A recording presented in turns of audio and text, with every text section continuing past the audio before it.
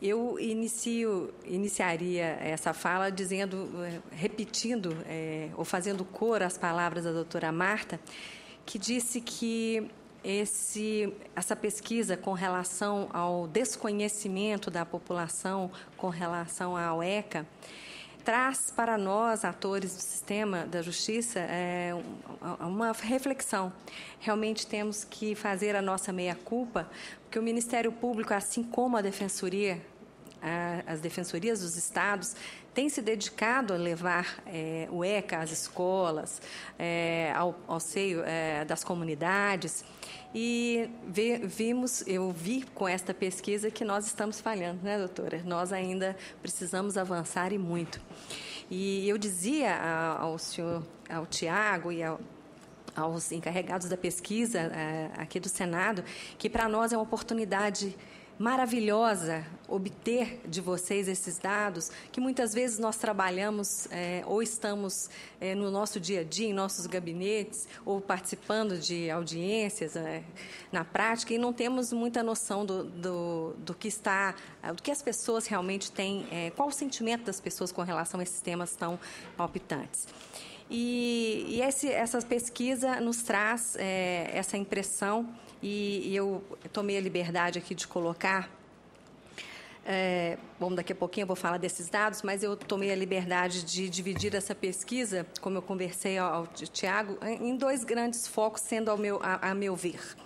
O primeiro foco é o adolescente privado, né, ou em conflito com a lei, e, em segundo momento, a pesquisa abordou também a questão da vitimização. Mas eu dizia, isso não vai qualquer crítica, eu pretendo trazer um adendo ou uma sugestão para as próximas pesquisas, mas isso reflete, o que eu vou dizer agora, reflete como nós raciocinamos privilegiando sempre a punição. Sempre trazendo em consideração ou trazendo para nós o direito penal como solução. No caso aqui não é o direito penal, mas às vezes muito pior, como a doutora mesma se referiu, o adolescente sofrer uma medida socioeducativa em nosso país, em muitos locais, é muito pior do que está sendo tratado muitas vezes muito pior do que um adulto que comete um crime, e agora temos as centrais de flagrantes, né? E eles são agilmente beneficiados com liberdade provisória. Então, senhores, mas voltando à questão, eu digo que eu faria uma sugestão, eu já conversei antes com os pesquisadores, de que, quem sabe, vamos aprofundar um pouco na próxima sobre a questão da vitimização, né? Quem seriam essas pessoas que são os autores de atos contra as crianças, de violência contra as crianças? São pais, são pessoas da escola, são pessoas que estão ao seu lado, na convivência familiar. Essa violência, ela de que natureza? É uma violência sexual? É um trabalho escravo? E porque eu creio que muitos desses jovens que nós hoje estamos vendo como adolescentes em conflito com a lei, eles foram vitimizados algum dia, né?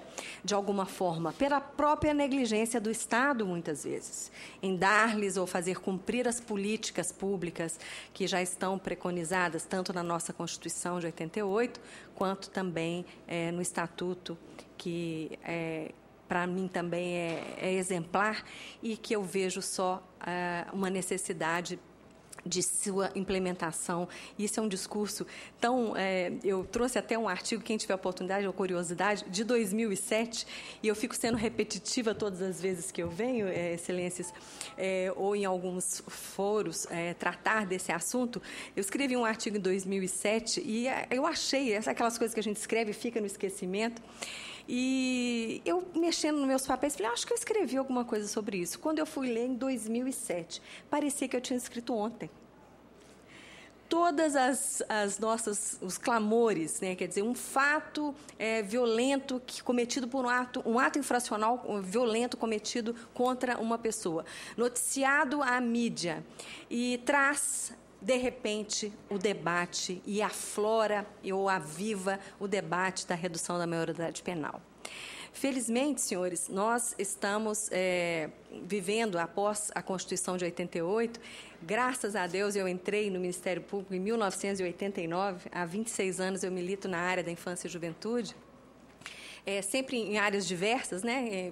O Ministério Público de Minas foi o primeiro a criar a Promotoria Estadual de Combate aos Crimes Cibernéticos, justamente para fazer a proteção da criança vítima de pornografia infantil online.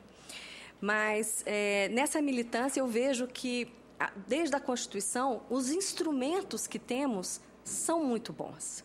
Nós temos o SINASE, como a doutora Marta nos disse, a lei de 2012, recente, podemos dizer, em termos de legislação brasileira, que bastaria ser cumprida adequadamente para que nós não precisássemos trazer tanta alteração ou discussão a respeito da alteração do tempo de internação ou da redução da maioridade penal. Eu trouxe aqui aos senhores os dados recentíssimos de 2014 do Tribunal de Justiça do Estado de Minas Gerais, que trata da vara infracional da infância e juventude, promotoria ao qual eu fui coordenadora, que traz dados da maioria, da idade dos atos infracionais praticados. Então, vimos que 17 anos, 16 anos e 15 anos são a maioria daqueles que são, em Minas Gerais, daqueles que cometem, ou adolescentes que cometem atos infracionais. Isso coaduna um pouco com a pesquisa que diz com relação à idade em que se deveria trazer ou fazer essa redução da maioridade. Mas os senhores veem a natureza dos crimes. Tráfico de drogas é o primeiro.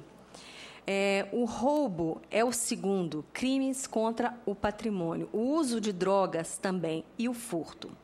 Então, os senhores veem, por dados estatísticos da Vara da Criança, da Infância e Juventude de Minas Gerais, dados de 2014, que nós estamos, muitas vezes, pensando que os crimes violentos são a maioria daqueles praticados, e na realidade, pelos adolescentes, né? E, na realidade, é 1%, segundo pesquisa divulgada recentemente. E vimos aqui, aqui é o mapa de Belo Horizonte, e nós temos aqui, está meio difícil de ler, mas só observem esses pontinhos vermelhos.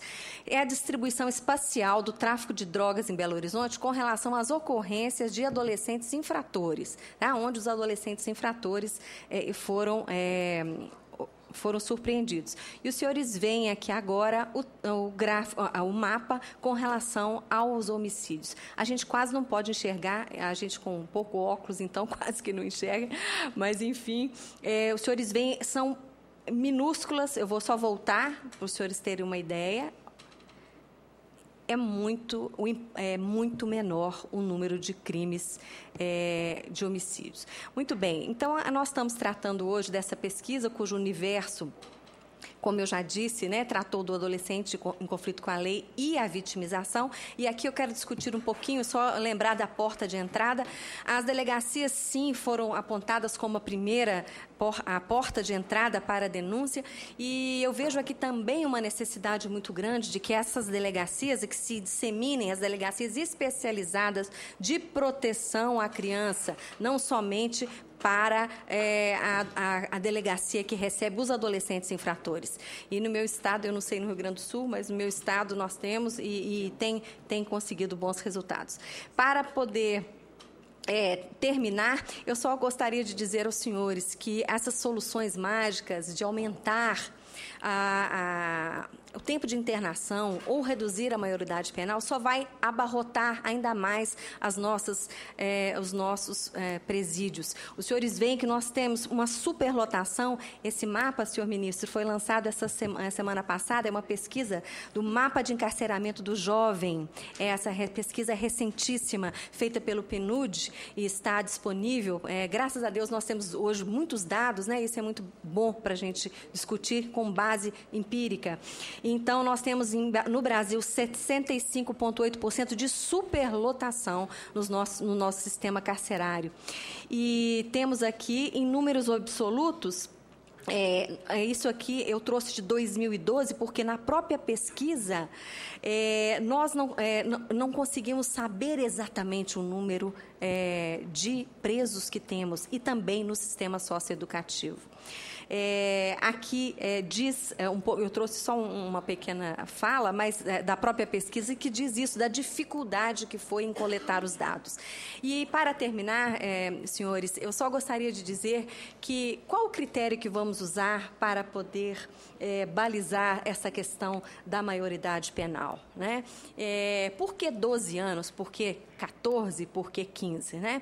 Vamos tentar pensar em modelos mais criativos que individualizem, que é, por exemplo, o cumprimento da SINASE, que tem um plano individual de atendimento, em que o adolescente em conflito com a lei, ele pode ser observado e ver qual seria o tratamento mais adequado a esse adolescente.